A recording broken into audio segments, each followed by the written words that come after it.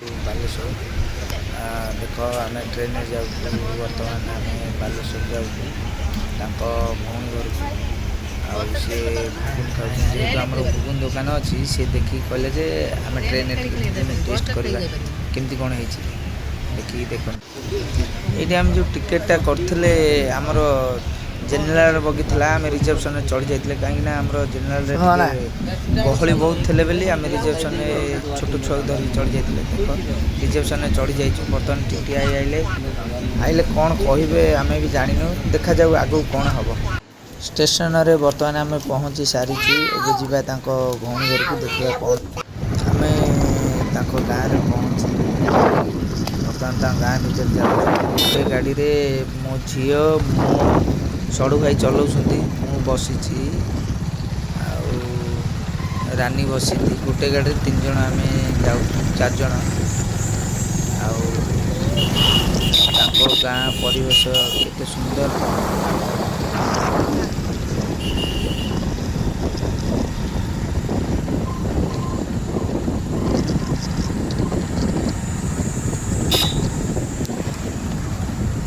ମାନେ ଏତେ ସୁନ୍ଦର ଗାଁ ଯେ ପାହାଡ଼ ଅଛି ପାଖରେ, ଦେଖିବାକୁ ବହୁତ ସୁନ୍ଦର ଲାଗୁଛି।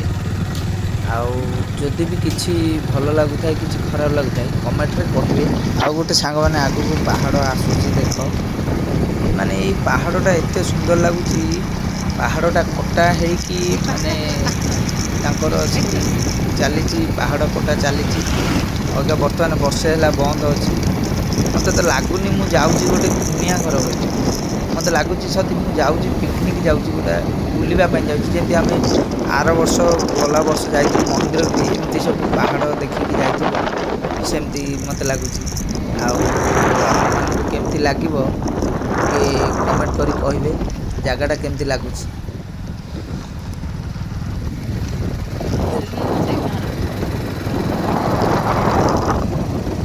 ଆଗକୁ ବହୁତ ସାରା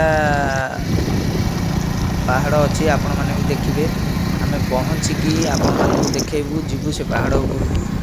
ଆଉ ଦେଖିବେ, ଆପଣମାନେ ପହଞ୍ଚି ସାରିଲା ପରେ ଆପଣ ଦେଖିବେ। ଦେଖ ସାଙ୍ଗମାନେ, ଆମେ ସେ ପାହାଡ଼ ପାଖରେ ବର୍ତ୍ତମାନ ପହଞ୍ଚି ସାରିଛୁ। ପାହାଡ଼ ଉପରକୁ ଚଢ଼ି ସାରିଲୁଣି। ବର୍ତ୍ତମାନ ଯାଉଛୁ ପାହାଡ଼ ଉପରକୁ। ଆଉ ଦେଖ କେମିତିଆ ଜଙ୍ଗଲ, ଆଉ ଭଲ ଲାଗୁଛି ପାହାଡ଼ ବି। ମାନେ ଭଲ ସିନେରୀ, ରିଲ୍ସ ଫିଲ୍ସ କରିବାକୁ ବହୁତ ଭଲ ହେଇଛି। ଫଟୋ ଉଠାଇବାକୁ ଭଲ ହେଇଛି। ଦେଖ ସେଠି ଗୋଟେ ଛୋଟିଆ ମନ୍ଦିର ବି ଅଛି। ଲୋକ ଜଣେ ଜଣେ ଏଠି ରହୁଛନ୍ତି। ଆଉ ଏଠି ଯଦି ଭାଲୁ ରହୁନଥିବେ, ଭଲ ପରିବେଶ, ଭଲ ସବୁ ମାନେ ସବୁ ଭଲ ଲାଗୁଛି। ଆଗକୁ ଯିବା, ଦେଖିବା କେମିତି କ'ଣ ଚାଲିଛି। ଦହଲା ମାନେ ଗୋଟେ ବଡ ମାନେ ଇଏଟେ ଜାଗାଟାରେ, ତା ଉପରେ ଦିଟା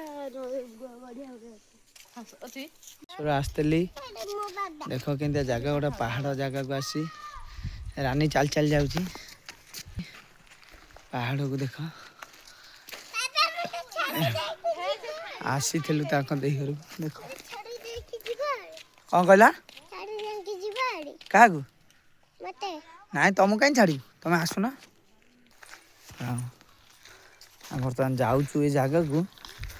ବହୁତ ଭୟଙ୍କର ଜାଗା, ମାନେ ଜନ୍ତୁ ଜୁତାଙ୍କର ଘର, ମାନେ କହି ହେଉନି।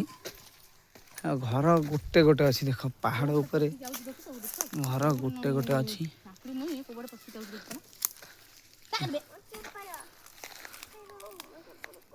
ରାନୀ କୁଆଡ଼େ ଯାଉଛ? ହଁ, ଦେଖ ମା ଝିଅ କେମିତି ଯାଉଛନ୍ତି। ଦେଖ ହଲିଝଲି ହଲିଝଲି। ଦେଖ ସେଇ ପାହାଡ଼କୁ ଯିବେ, ସେଇ ପାହାଡ଼କୁ।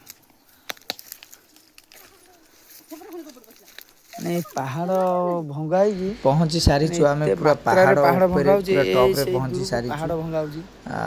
ବର୍ତ୍ତମାନ ଯଦି ଭିଡ଼ିଓଟା ଭଲ ଲାଗିଥାଏ ତାହେଲେ ଲାଇକ୍ କରିବେ, ସବସ୍କ୍ରାଇବ୍ କରିବେ, ଆଉ କମେଣ୍ଟ ମାଧ୍ୟମରେ ଜଣାଇବେ ମାନେ ଜାଗାଟା କେମିତି ଲାଗିଲା, କ'ଣ ଜଣାଇବେ। ରହୁଛି।